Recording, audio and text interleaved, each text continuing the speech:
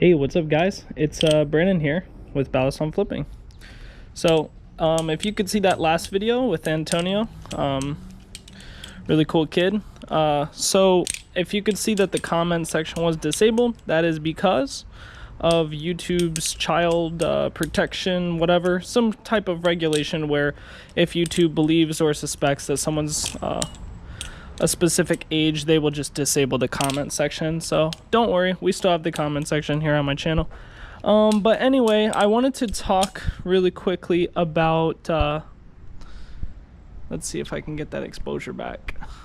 There we go. I wanted to talk about weight. Not waiting as in time, but the weight of a balisong. How much a balisong weighs. Hold on, I keep tapping the screen for that exposure. There we go. So basically I was weighing all of my balisongs, and I was trying to figure out my preference in balisongs when it comes to the construction, the you know, whether it's sandwich or channel, whether it has, you know, scales or texture, material, anodization, milling, ridges, all that stuff. And then also like tang pins, zen pins, pinless, hidden zen. I basically am trying to figure out, like, in my own preference, what my favorite weight and design is. And I think I've done it recently. So for the longest time, just like most of the community, I think believes that this is a pretty good standard to be shown. I still think that this squid trainer needs bushings for it to be at its maximum potential. The fact that this is washer, it kills me inside because the design is great, the flippability is amazing, but like, if squid could keep this price and add bushings, I think this would be better than the Kraken, to be honest. But anyway, let me not get off topic. So when I talk about the weight, I was weighing tons of different balisongs, and I'm starting to realize that the sweet spot, at least for my preference, in the ones that I measured, happened to be 4.3 ounces. And generically, I think a balisong weighs between, like, on average, I think it's between 4 to 5 ounces. So pretty much everything in between, 4.5 probably being the most average weight for a balisong. Oops. But let's see. Anyway, what was I trying to say? Oh yeah, weights. Lol. I lose track sometimes, and I drop my balisong a lot. Where was I? Oh yeah, so 4.3 is what I noticed the sweet spot is. And for me, I think anything a little bit lighter than that is going to be more comfortable, but nothing lighter than 3.5 ounces. I noticed. I think things between 3.5, although they're really comfortable because they're light, but it's not as easy to flip. So like, for example, the squiddies and the glow mods and 3D balisongs and anything that's super light, it's a little bit more difficult to flip, but it's a lot more comfortable on the hand, because especially if you're flipping, you know, hours at a time in your day, you don't want to be flipping something that's higher than 5 ounces. Like, for example, the Kershaw, I believe, is like 5.6, or probably not that much, probably 5.2, but it's still really uncomfortable to be flipping, you know, high weighted balisongs for such a long time. So that's why a lot of people recommend lighter balisongs to because people who've been flipping for a while are going to be used to heavier weighted balisongs anyway, because our hands are kind of built for that at that point. But anyway, oops. Ugh. Look like I'm copping. That's funny. Anyway, forgot what I was trying to say. My mind is very forgetful today. I don't know. I come outside and I just start making these videos. Oops. you can tell that this is one of the first takes. Other videos you might see, there's multiple takes in it.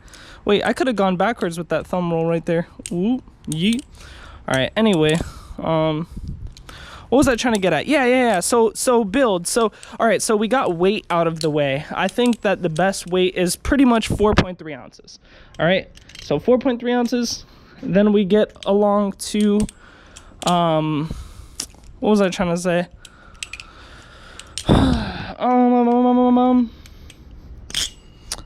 What was I trying to say? Yeah, 4.3 and a little less, nothing lower than 3.5. And now when I give these weights and my preferences, they're my preferences, but I also think that what I'm saying is the best for me. So that may not be the same way for everyone, but I'm just giving like a ballpark out of my experience, since I have a little bit of experience now, at least compared to most. So anyway, 4.3 is the hot spot. A little bit less, nothing lower than 3.5 ounces. And then the construction, I'm okay with channel or sandwich. I used to think channel was better just because of the durability factor, but as I started using more Balisongs, I realized that sandwich or channel is good, just because you know, it has to do with the weights, or not the weight of it, but like the way it's balanced. There we go. It has to do with balance. So whether it's sandwich or channel, the balance is really going to determine the flippability, not much the construction based upon it being channel or not.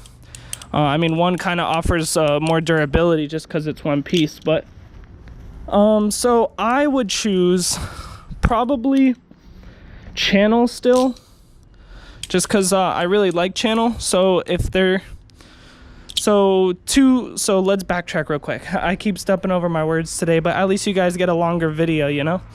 Anyway, 4.3 ounces, then channel handles, and then we move along to Zen pin versus Tang pin, which has probably been a big controversy on the internet before. A lot of modern flippers are gonna say Zen pin, and I would too, and I did, and I have before. But now, after flipping for a little while, I'm starting to understand the big difference between Zen and Tang, and they do kind of affect flipping. Now, the reason a lot of people say Zen pins is because it's kind of a little bit less, kind of does what you want it to do when in terms of flipping. When you start to fan, or you start to just like ricochet or bounce off of stuff, Zen kind of like does the work for you. But I noticed that it kind of draws a little more hand muscle to get those moves in the works, because the Zen pin starts to lift the handle. And when it comes to Tang pin, oh, I'm sorry, wait, one more thing. I'm all over the place today. I got ADHD. But anyway, the Zen pins also, people really enjoy the sound of them bouncing off specific materials, whether it be aluminum, titanium, stuff like that. But anyway, Tang pins, on the other hand, actually offer more, I would say more style in flipping, because when you're doing specific tricks like fanning, for example, the Zen pins kind of create an axis for fans. But with Tang pins, you can kind of fan, you know, really close to the blade when you're fanning, like this, for example. I mean, it's possible with Zen, but once the momentum gets started, it just splits out. I think only advanced flippers are going to understand what I'm saying at that point. But I'm starting to think that Tang pins are actually better than Zen pins. Although Zen pins have been proven to be more reliable than Tang pins in terms of not backing out as much, I still think Tang is the better option. So let's backtrack one more time. Best way, I think 4.3 ounces, in between 3.5 and 4.3. Then channel handles and Tang pin design for the Tang. And then for the blade, obviously, a trainer. Now, the reason I say that isn't because isn't because I'm just saying for my own preference now. So it's not even that it's not even that I'm trying to promote the trainer blade. The fact that I would say a trainer for the best overall is because for me specifically, I'm in my room a lot when I flip. Sometimes I'm watching YouTube, sometimes I'm playing games, but in between like what I do sometimes, I usually have the lights off or I'm in the dark so that I could like, it's easier to rest your eyes, especially if you're on the computer for a little while. But when I'm flipping, sometimes I'm not even looking or I'm in the dark. And if I'm doing that with a live blade, you know, chances are I'm gonna have tons of cuts. And I don't think that I'm gonna be, you know, wanting to flip without looking and get cuts. So that's why I choose the trainer blade. But yeah, so that's what I think. Oh, and one last thing. I think G10 scales or carbon fiber scales on a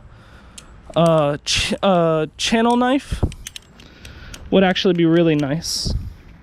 So that would be my overall favorite preference knife. So yeah, today has been a little rambly day. I'm all over the place today, but hopefully you guys have enjoyed, and I'll be seeing you guys in the next video to come. So yaga yeet, yaba yoot, yaba yeety yap yoot.